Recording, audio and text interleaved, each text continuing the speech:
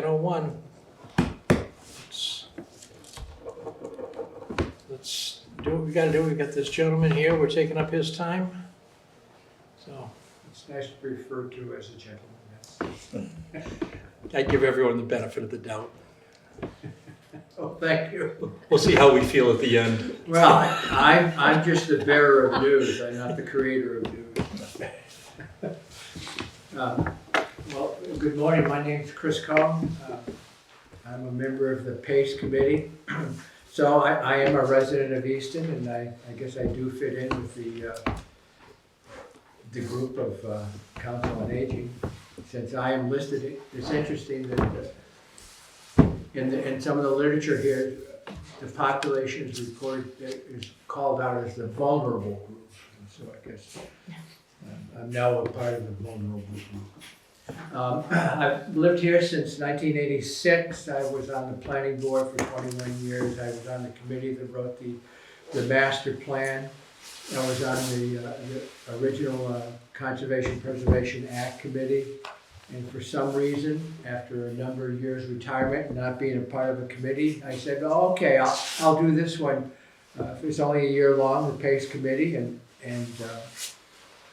it has made me realize that maybe more committees in the future are not the thing to find out. But anyhow, I'm here to report on the findings of PACE.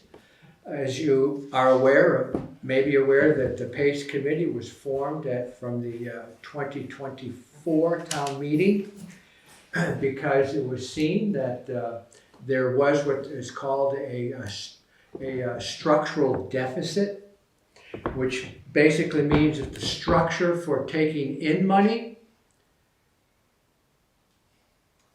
doesn't allow for the income of the town of Easton to equal the amount it costs to run the town of Easton. And so the PACE committee was formed to look at two things, to look at the level of that structural deficit, or does the structural deficit actually exist? And if it does exist, are there things within the budget of Easton that are more than what is necessary? In other words, can you cut out some expenses through the budgeting process?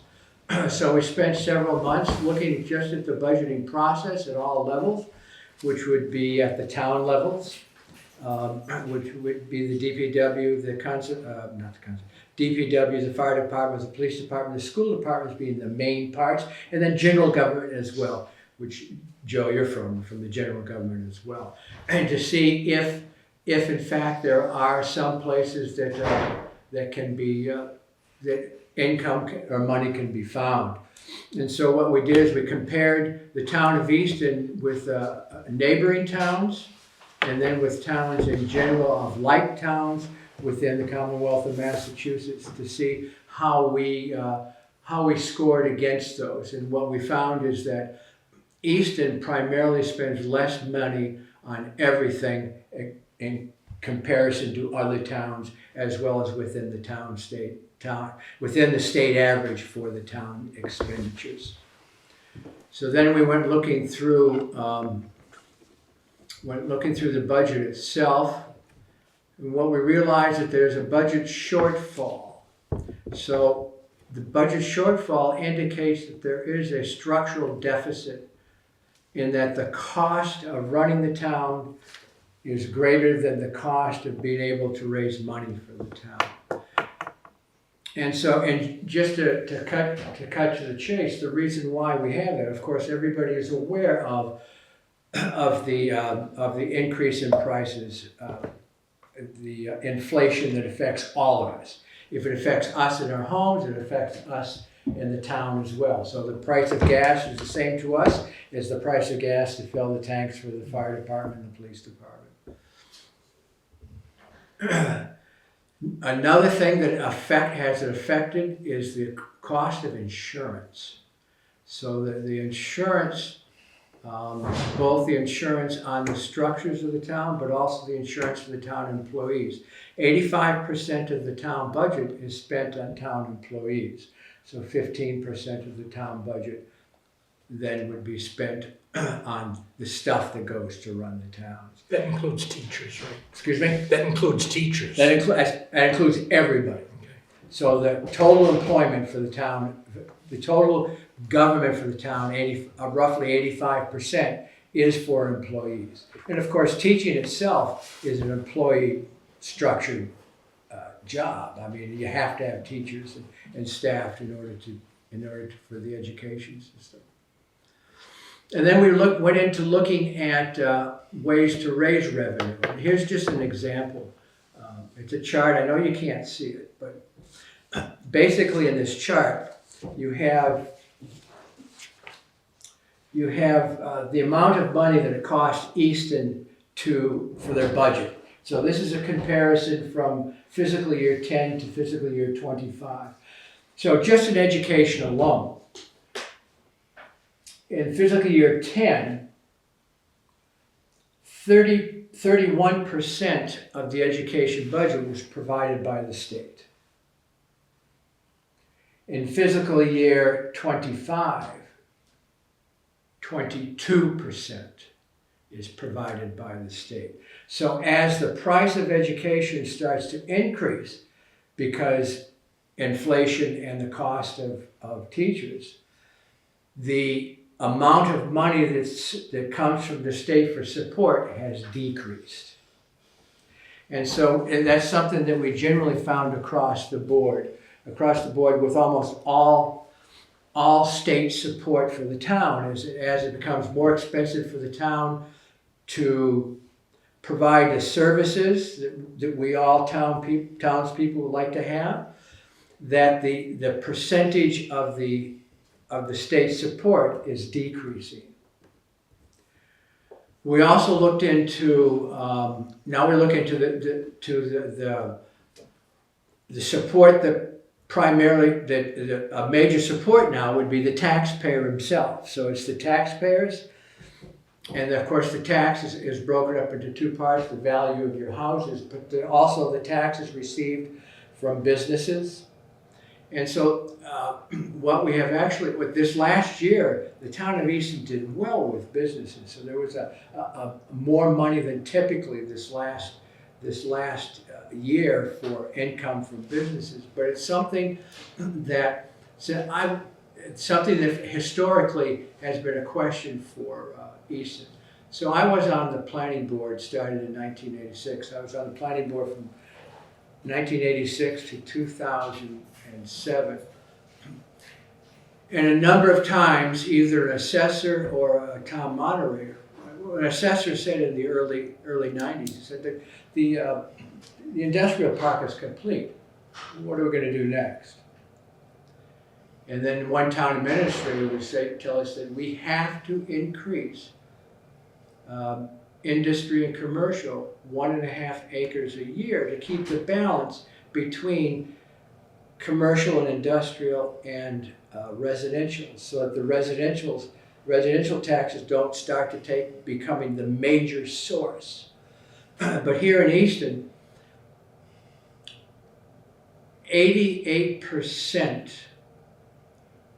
of the tax revenue comes from residential, and 12% comes from commercial and industrial. So that's another part of the strategic imbalance. And to cut to the chase, cut to the end product, and we're looking at, it's approximately an 8% shortfall for the town of Easton. Now the town of Easton is encumbered by 2.5, which you're familiar with, that the town can't raise more than 2.5%. Now this is not a bad thing. I should say 2.5 itself is not a bad thing. It is a method for the citizens of a town to protect their interest as well as in the taxes that are encumbered upon them. So one way to overcome that 2.5 is what's called an override.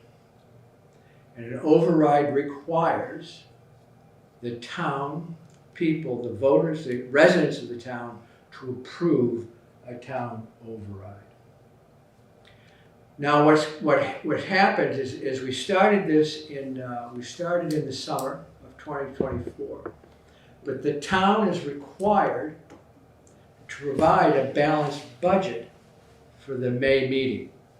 So even though there's a shortfall of money, now that shortfall is to continue the services on a level plane, to what we received last year to get to the same services for next year. So that's what we're looking at, is approximately the 8% shortfall. But the town is required to come up with a balanced budget for May, which means that to do that with the ability to raise less revenue than necessary, cuts will have to be made. And those cuts have already started. So when we started out with a preliminary budget for this coming year, they were able to cut, so it became to a 5.5% to 6% shortfall. Now, last time we met, the shortfall was 2.5%. Now, that's because they're already making cuts in the budget for next year. So when it comes to town meeting, if they will have to have a budget where the expenditures and the income are equal, which means that there's going to have to be some type of cuts system-wide within the town of Easton. So as I said, one of the remedies for that is an override. And so the second charge that the PACE committee was given was, what are some recommendations to overcome this shortfall? And so the recommendation that has come from the PACE committee, understanding that Easton itself has had a history of bare bones budgets throughout its history, that there is no excessive fat within the budget proposed, that the only possible remedy would be an override. And so that's the recommendation that this committee made to the selectmen. I think it was a week and a half ago. We went to the selectmen and made that recommendation. With that recommendation, there's also the caveat of what is also called the Town of Easton Community Pledge Compact. So it's not the recommendation was not just to have an override that we saw somewhere close to 8%, but if that override is to be approved by the selectmen, then we also suggested there be some things that the override ought to have attached to it as well. And there are 5 points to that, and I'll just go over them briefly. The first one is that there's no debt exclusion and no operational override for 5 years. So you're familiar with the debt exclusion? So this, like the new DPW fire station, police station is a debt exclusion. So there's a debt to build that building, but it does not go against the 2.5 requirement. Okay, so the Olmsted Richardson School was debt exclusion. The expansion of the high school is a debt exclusion, and the new one, the Blanche Ames School, was a debt exclusion, and then the DPW fire police is also a debt exclusion. So even though it does figure on your taxes, but it only figures for the life of the bond. It doesn't affect the overall budget that we're talking about. But even so, a debt exclusion will add tax to your bill. And then the other part is no operational override. So when you think of an override, think of an override Okay, let me go back, take a step back. Think of a debt exclusion as for capital things only. So the things that I mentioned were buildings, right? It didn't cover on who's gonna work in the building, it just covers the building. So I was actually on the committee that built the Olmsted Richardson building. And so the state gave us 70 cents on a dollar to build that, but it was just for the building. It wasn't to pay for the teachers to go into the building. So the override, the operational override, that's why it's called operational, is to pay for the things that go on within the capital items. And so the recommendation made is that there would not be an operational override for 5 years. So this one override would be 5 years. Keeping in mind that if there's something really significant that happens, where something like COVID happens, or another thing like that happens, where there's a necessity in order to make the town actually alive, then an override could happen, could be suggested. The second one is establish a growth advisory committee. We talked about land use.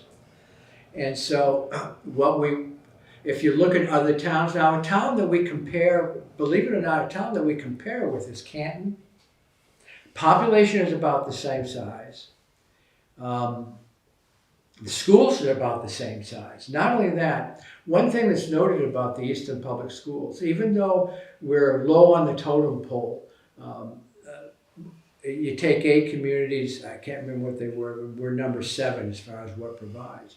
We're still listed as number, I think on a grading scale, 1 to 351, or how many ever school systems there are, we're 45, or 47. 47 out of the 300. Canton, about the same size population, same size school system is rated as 47. So we're about equal as far as the rating goes. But Canton spends $4 million more on their schools than Easton does. And what do they have? Well, you look at Canton, you can see that Canton's a much more industrial, much more business-oriented than Easton is. There's another town that we're next to, and I actually taught there. I was a school teacher. Well, I was a speech pathologist for a school system. I taught there for 100 days. It was after I retired. For some reason, I thought I could still do it, and I think I learned that I really can't do it after retired. But I worked there for 100 days, and I was marveling at the stuff that they had in their school. And I said that to the principal, and the principal said, "Well, you'll guess what town it is." Said, "Well, that's all because of Robert Kraft." Well, we don't have a stadium, right, to provide for our school system. So we're looking to have a committee, and the selectmen, I think, have decided that they will just take one of the existing committees they have and kind of bolster it up to start looking at land use and how we can possibly bring in good commercial industrial. And then the third area is minimizing impact on seniors, veterans, and individuals with disabilities. And I think that's the ball's in your court there on that one. Right. I'm happy to chime in. Yeah. So as a part of that, the Department of Health and Community Services is looking at ways that we can bolster the tax work-off program that we oversee. So my office in particular, I think we employ almost 20 seniors that help at Frothingham Hall. They do various work around town, at the library, the DPW. Part of that is to offset any increases in property taxes, which essentially would come from an override. We're also looking at changing policies, given some of the feedback from residents of raising the income limit that would qualify for tax support programs. So it would go from a lower income to a higher income, allowing more people to qualify for some of these offset programs. And you also have a circuit breaker too, right? Yeah, I'm not too well versed in that, but I do know that it exists. That's a state thing. That's not the town. No, this is a town add-on to the state. No, but I mean to qualify for Right. the circuit breaker. Oh, I thought you meant it was just a No, state because tax. Right. I know what it is, Yeah. and then I missed the qualification. I want to make one comment related to this. I've been to a number of presentations of PACE, And I think one of the things that would be helpful for seniors and folks who have, what's the word, just stable income, not saying A that. fixed income? Yeah, fixed income, is that, to know that they can go to the Council on Aging, that there are a few pots of money that are available to help offset. But I think one of the things that we need to do is better educate folks as to how they can access those funds. And there may be a good idea to have something at the Council on Aging.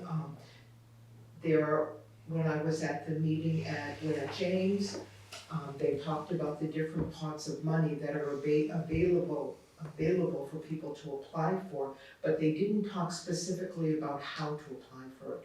And I think for some folks, they need more understanding of who to talk to. Do they need tech assistance? How can you, who fits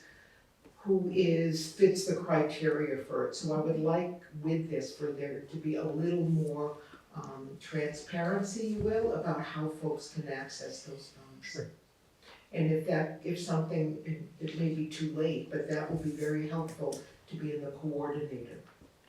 Yeah, absolutely. So the timeline for this, correct me if I'm wrong, you may get to this in a moment, but it would have to go to the May town meeting, and then it would go to a June ballot measure. So any sort of actions and outreach would be sort of like along that timeline. Is that Yes. accurate? Okay. But not only that, but since you are part of the general government, you would fit right into all that they talked about for what you talked about. You fit right into what would be done.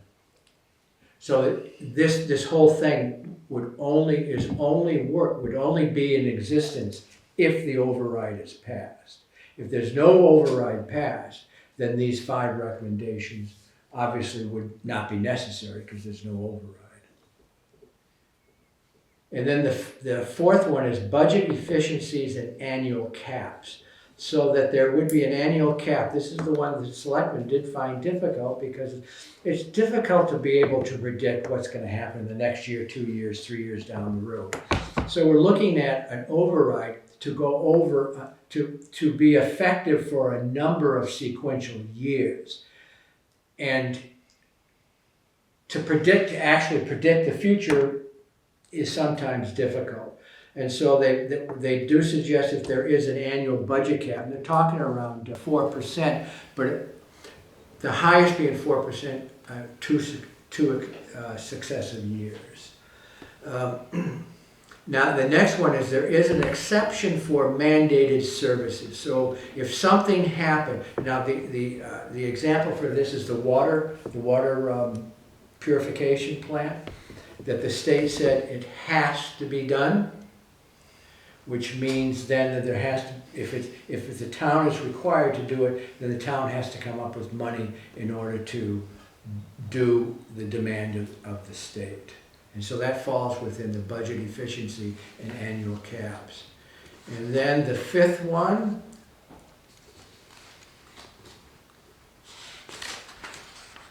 protecting financial reserves and shielding bond rating. So within the budget itself, what a town wants to make sure is that the strength of the town is not seen by companies that rate the town as being low. That if the town is seen as being weak, then the interest rates increase. And so a town wants to be strong, and one way to do that is protecting the reserves, which are and if I can remember, the free cash and there's another group, and I can't remember the name of it. I'm not a Stabilization fund? Say that again? Stabilization. That's it, stabilization fund. Thank you. And so it all comes down to PACE is called Providing a Sustainable Easton. So the object of the committee was to look and try to make it so that we can sustain Easton at a level that is efficient and effective for all the residents. And so what we viewed is that there is a budget shortfall, and that budget shortfall Easton is not the only town that is facing this budget shortfall. I think if you look in the news, you'll find that I would say a majority of the towns within the Commonwealth are facing a shortfall. The most recent article I read was Bridgewater Rainham. They're looking at a 10% shortfall.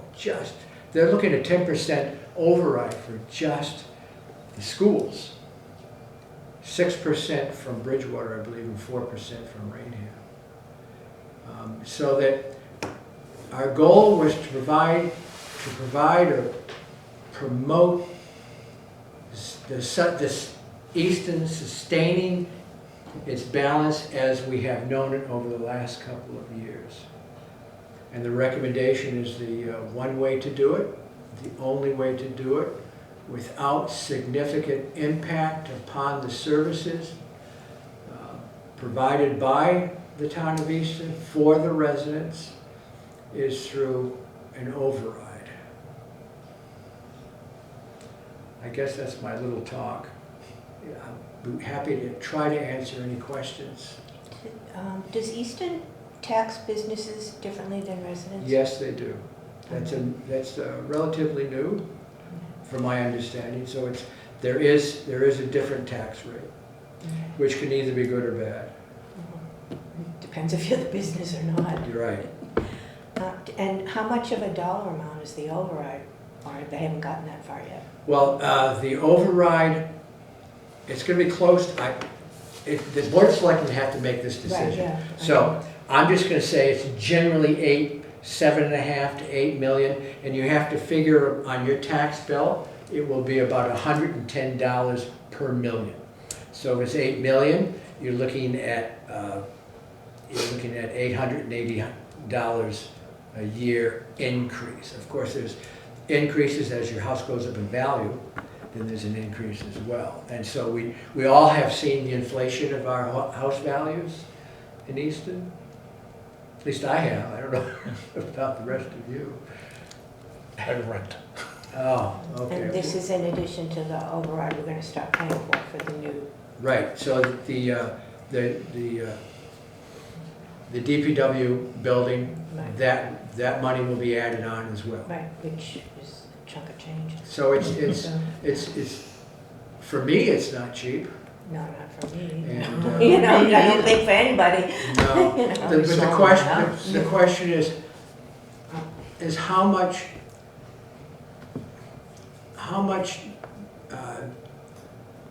do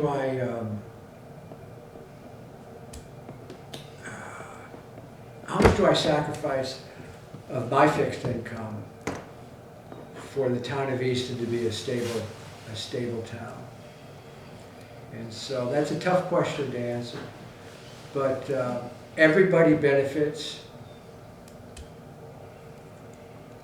from a stable town. Okay, Nobody benefits from an unstable town. I mean, my understanding of the way the operational override would work is once that like 7 or 8 million is in the budget, it's in the budget. You don't need to override it every year, it's just continually in the budget. Do you Well, need- it's yes, part of the yes and no. base, There's right. Arlington. I know it's a much bigger area, city than us. But what Arlington seems to do is they seem to do small budgets, small overrides, but they do them year after year after year. So as you suggest, this goes in and it can be extended for more than 1 year, and that is the hope of PACE. And do you know if like the town, or you may know too, if the town departments do different budgets, like a minus of level funded, a plus? Yes, all the town departments do budgets, Okay. and they're all cutting. And some of the cuts have already been made, I mean, and some of the cuts will be in the future. I work for the town of Sharon, so I did, and so I know exactly what you're talking about, Right. and what everything's going through, so. And so what sometimes it looks like, somebody like me comes in and says, hey, there's an $8 million shortfall, and then town meeting comes, there's a balanced budget, and say, well, that guy sitting there must have, he must have been making something up. But what happens in the meantime, because they're required to come with a balanced budget, they have to start making those cuts.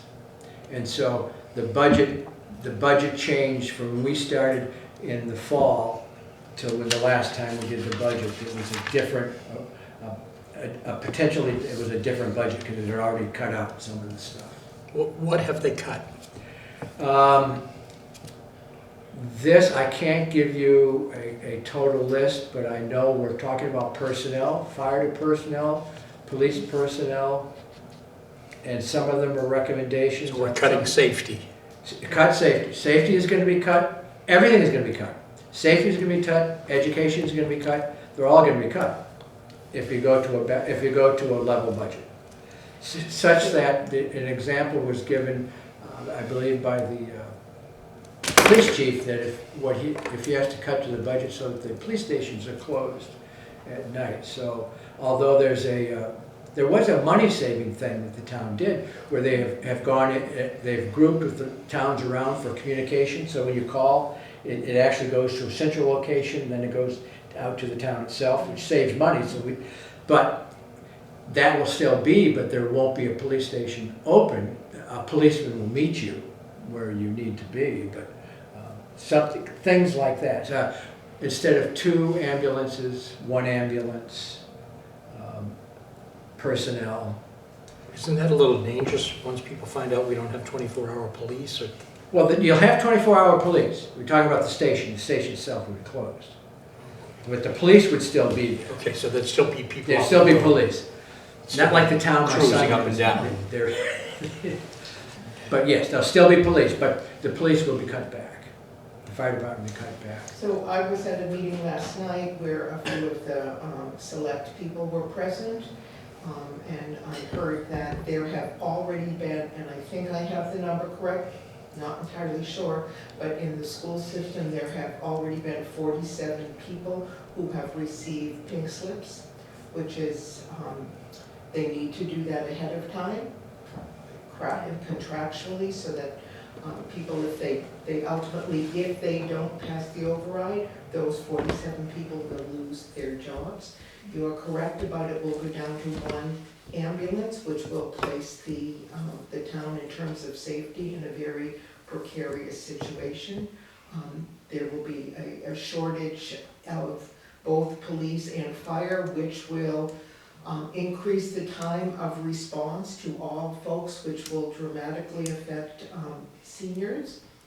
So someone at the meeting last night from Bridgewater Rainham, who also has a very large deficit, says their elementary classrooms are now up to 30 students, which is what we're looking at in Easton if this doesn't go through.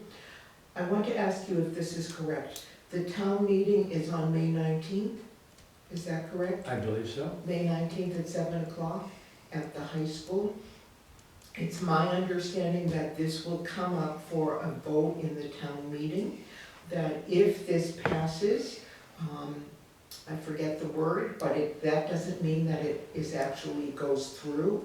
That means it can go to a ballot where it has to be voted on, correct? Correct. And then that vote will take place, I think, June 10th. Okay. It sounds about right.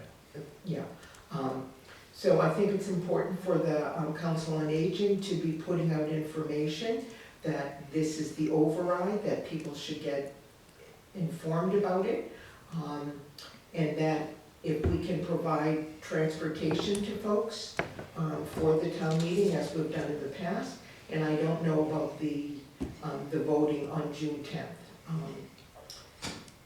And I think it's a very difficult situation, because as the town is in financial difficulty and needing to raise taxes in order to provide sustainable services, many folks in town are also experiencing financial difficulties.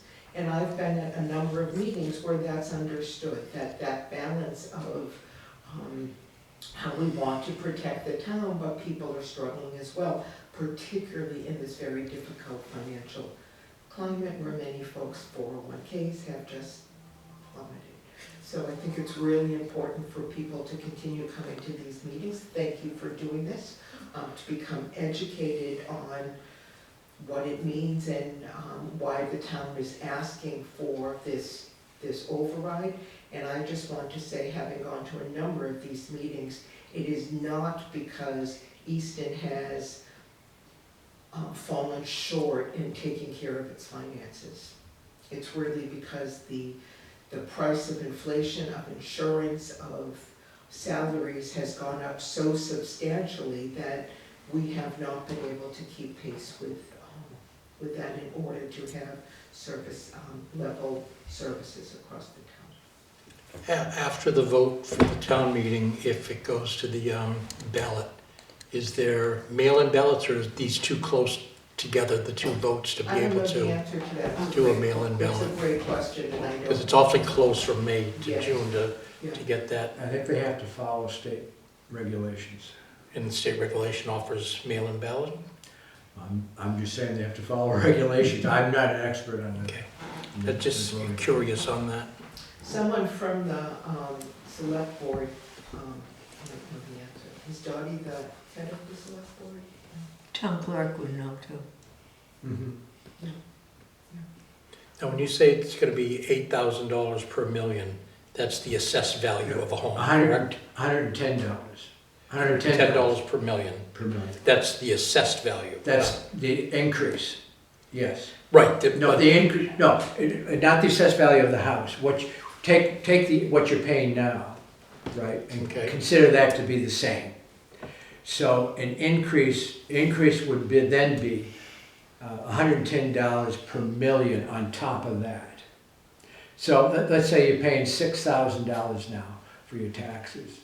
So this would then be, you would add then $880 to that. So it'd be $6,900. That's how you would look at it. Okay. And Easton's bills are quarterly, right? Yes. Yeah. Yeah. But that's the instruction we're giving to people, look at, just a general look. It's not carved in stone, but a general look at how much it will increase your taxes. Because there will be a tax increase. And it's my understanding that the debt exclusion for Blanche James and for the municipal buildings, that those will go away when they're paid off in a number of years. It's like 4 or 5 more years. More like 30. Oh, more like 30. Oh, okay. Yeah, it's like taking out a mortgage. Yes. Okay, but those ultimately go away, maybe That's not- correct. Maybe not in our lifetime. Well, the Olmsted Richardson buildings, that has gone away. Okay, well, that's good. It's my understanding that this override, and this I think goes to your question, I think doesn't go away. No, if it's an operational override, I don't believe it does. Right. And that's from doing 30 years of budgets for sharing. So, you know, it's part of, it becomes part of the bottom line again. They're hard choices. It's a matter of sort of choose your poison. It's either we either have to increase the amount we pay in taxes, or there is going to be a substantial reduction in services. And I think it's a question that everybody has to grapple with. You get what you pay for, Right. unfortunately.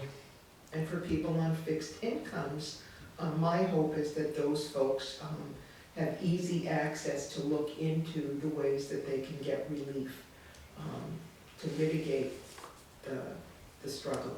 Yeah, that leads a couple questions for you, Joe. On the people that can do some work for some tax relief, that's the adjusted income they go by, correct? Not the net or the gross income. It's after the taxes are done, the adjusted income, which is the lowest number? Yeah, it's not like an asset. That's Okay, right. and can 2 people from the same family do it, or? Yeah. Okay, so you can actually have a retired husband and wife both going in and getting double, Did they change the rules? At one point, you couldn't double. dip. You could have two people working, but you could only access so Okay, much so- credit. So if it was 150 hours, one could do 75, the other one could Right, do yeah, 75. right. Okay, so you couldn't do 300 hours Right, between. for So double I'm thinking credit. that was some of the It's- fixed it's my income people also. understanding. Okay. Yeah. And is Easton at the max? Is the max still 1,500? That sounds right, yep. And then we do have additional supports for veterans. I can get numbers for folks if they're interested. If the override doesn't pass, what would the implications be specifically for the Council on Aging? So right now it's limited to shifting staff salaries to, a few staff salaries to revolving funds.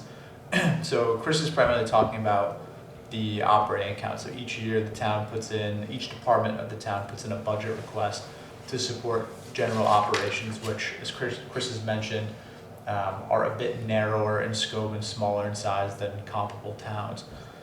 My department, because we collect fees, is looking at bringing people onto the fee-based accounts, which to me is not a very attractive proposition for somebody who has, say, a mortgage, a family to worry about.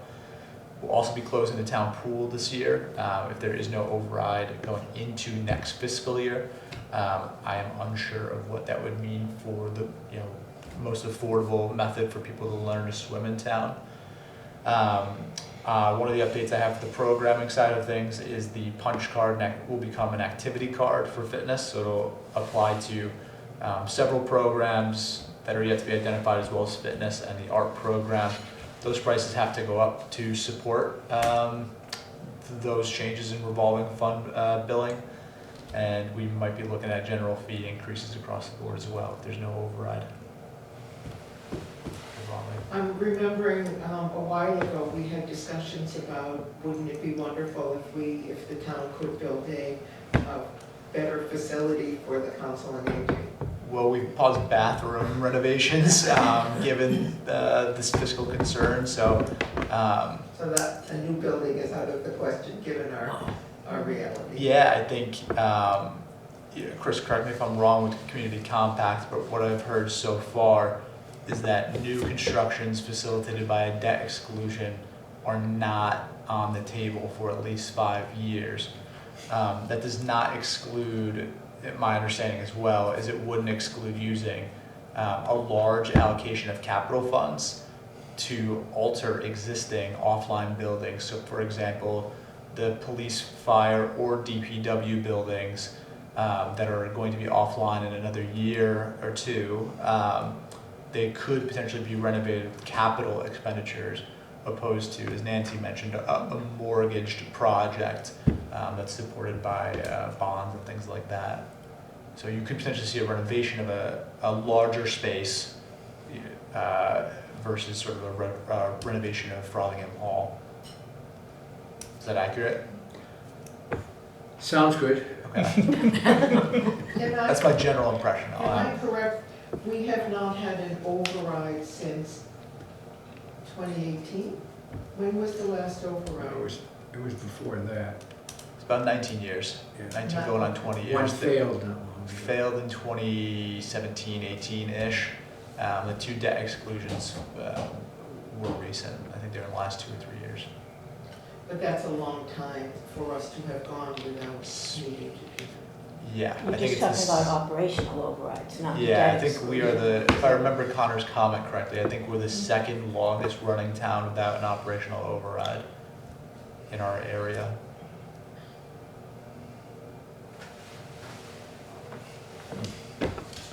Any other questions? Wow. Thank you. Well, thank you for allowing me to come. Chris, what is the next PACE meeting, or do they plan any additional open houses? I'll go to my calendar. 4/9. 4/9. So that would be Wednesday. That's at our building, correct? Excuse me? That's at Frothingham Hall, or is it a different meeting? Oh, no, We've already PACE done- committee, the PACE committee itself. Is meeting. I'm done, I've done 2 at Frothingham, and then this is the third. The That's- third with Council on Aging. Yep, is So there's no others. 4/9 is at the town hall? Yes, that's the next PACE committee meeting is 4/9, by my understanding. Do you know the details? We have pretty much finished our, we had a schedule to meet, and we've pretty much met the schedule. So we have 2 more, and there are more to clean up. I'm wondering if other folks, because I know some people who haven't had seen the presentation, is that open to the public? Well, I think the best thing to do is to go to the PACE website, and it is, as you can see, I am not a secretary. The PACE website, I have it here. I think if you just go to the town website, it will automatically You can, pop up. right, you can find it through. Okay, the PACE website, no, that's the big one, I need the big one. Here we go, the PACE is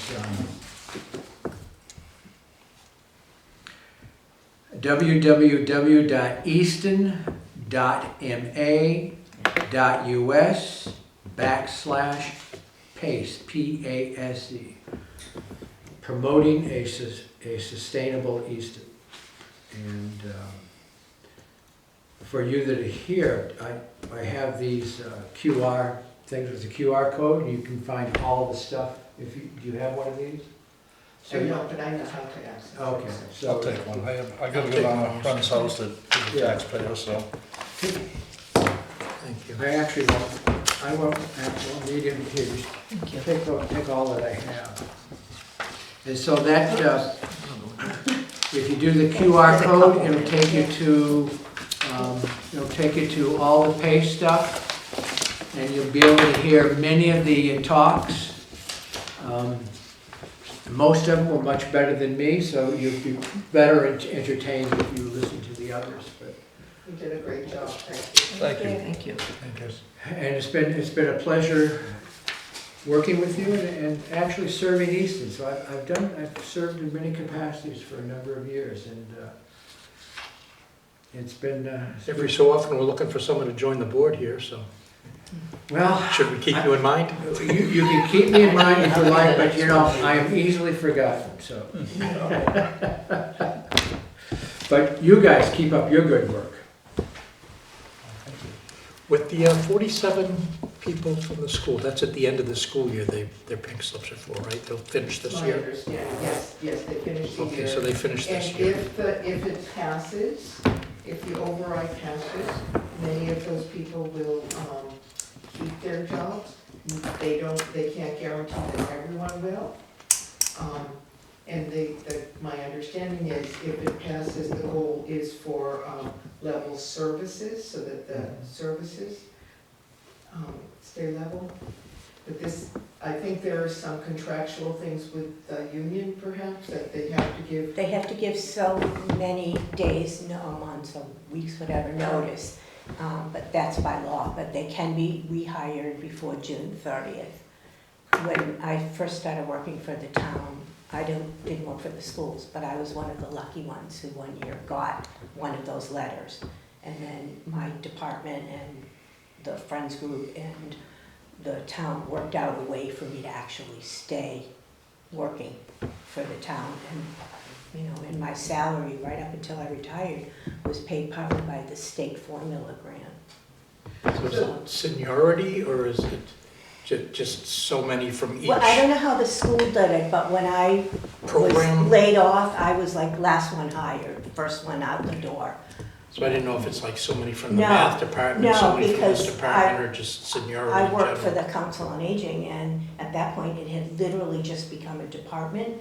So I was only part-time, and you know, I was like gone.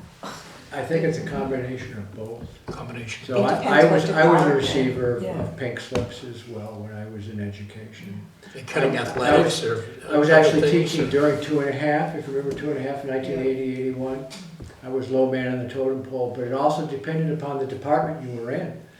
Because, you know, it depends on what's going to be cut. So if you're cutting a whole bunch of social studies, then it's the history teachers that are. Yeah, I mean, I think the school department does it different than the general So government side. it's so. both ways. And it's not comfortable to get a pink slip. No, it wasn't. No. Even though I knew it was coming. Fees will go up, there will be a lot of cutting of extracurricular, if you want to take a bus or be in the band, all of that. Does Easton supply the school buses for all the children? Because I know Stoughton, they charge. I think they charge here. I think most towns charge now Well, at there's- some point. There is, in some towns I've worked in, there's a state two-mile limit. So if you live more than 2 miles from the schools, you got free transportation. If you live less than 2 miles, you could get the transportation if you paid something towards it. So I don't know how Easton does that, but that's how other school systems Yeah. do it. And of course, transportation is a big cost for special needs as well. So, Special needs is a big cost. It is. Let alone transportation.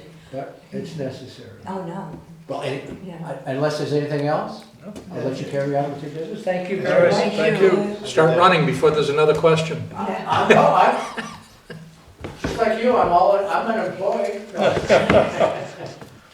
I don't know when, my kids of 2 years ago, they're adults now, they went to the Easton Public Schools, I don't think pay was an option then. They did not get the bus, but the house next door got the bus. My kids are in their 40s, and when they were in, I think, junior high and high school, is when they instituted that in Sharon.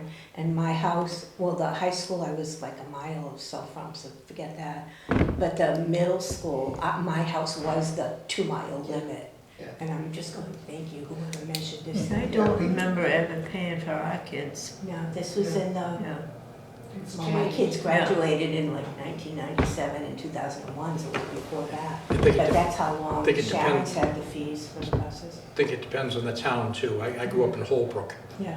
and if you didn't have sidewalks, you got a bus. Interesting. Yeah, If you were I within the think 2 that might miles, have been you Easton, couldn't, too. you had so much of a walk without sidewalks, you got the They- bus, so you wouldn't be Well, walking down the the way they do street. that is like, they end up stopping at everybody's house, I know. That was because 50 years ago, I so. got back, you know, when I would go to work, I'd get behind the bus and.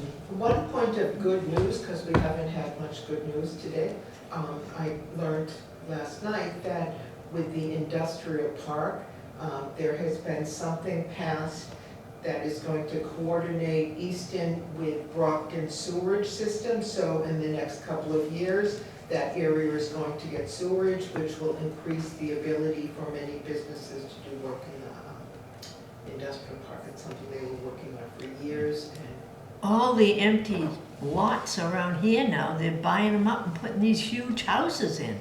Where the heck are they gonna put the industrial? The old sand pits, The where? the old sand pits behind your house. Yeah, right. Oh, that's the industrial park in town. Oh, yeah, our house was where the industrial park is now. Yeah, What are they doing across from Hilliard's? fire that's gonna be station. the fire station. That's where the fire station is? No, there are two, there's the main DPW is over by Shaw's, right? Yeah. But then they need to have a secondary fire station. Oh, That's, okay. so that all, But we're gonna be leasing that for how many years from Stonehill? I How don't, many years is it I the can't town? remember how. I think it's a very Yeah. generous situation then. Programming updates? Yeah. Good morning, everybody. So a few programmatic updates on my end. We may have touched on something at the last meeting, but felt it might be nice to give a refresher. Our morning pickleball program that serves almost 175 seniors in Easton has opened.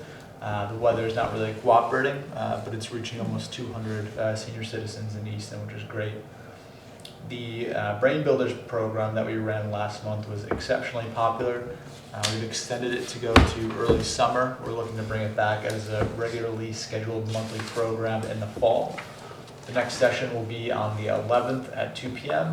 and we'll also have another session on the 25th of April at the same time. Later this week, we will have our spring floral arrangement program in a partnership with Easton's Garden Club. That'll be at 1:30. I believe it is already maxed out. It is one of our most popular programs for seniors.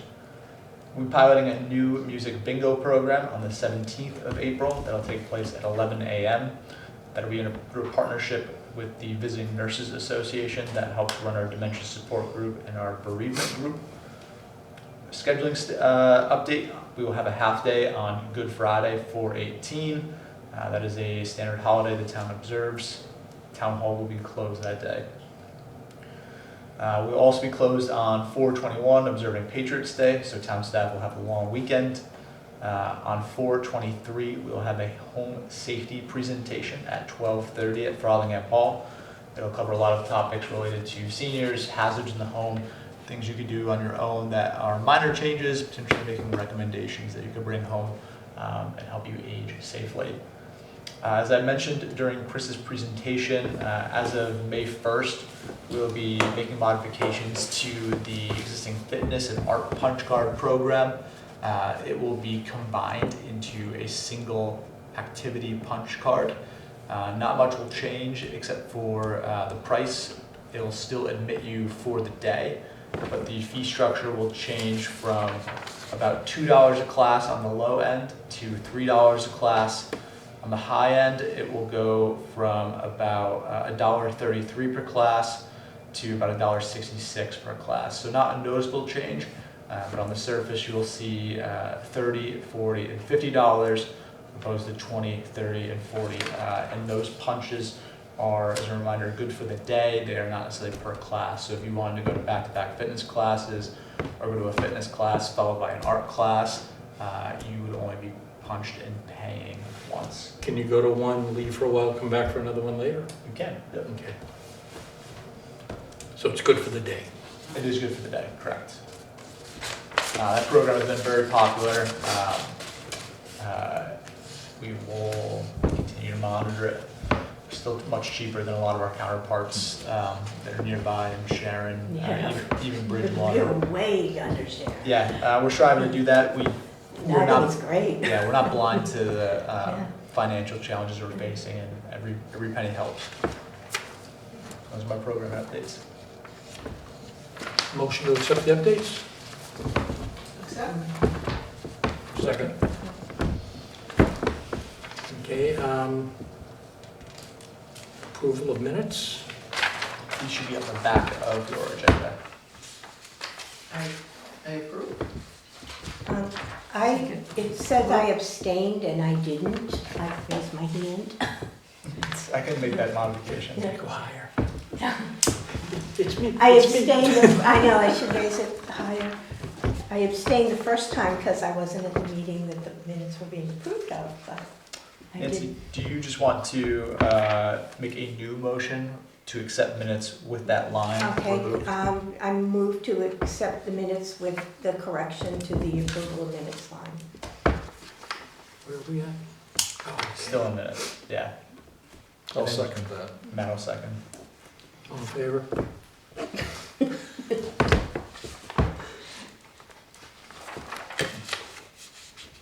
Okay, notes? I have no notes. No notes. Then I think we're done unless somebody has something they want to bring up. Anybody want to make a motion to adjourn? I do. Motion made, motion seconded. Thank you. Apologize.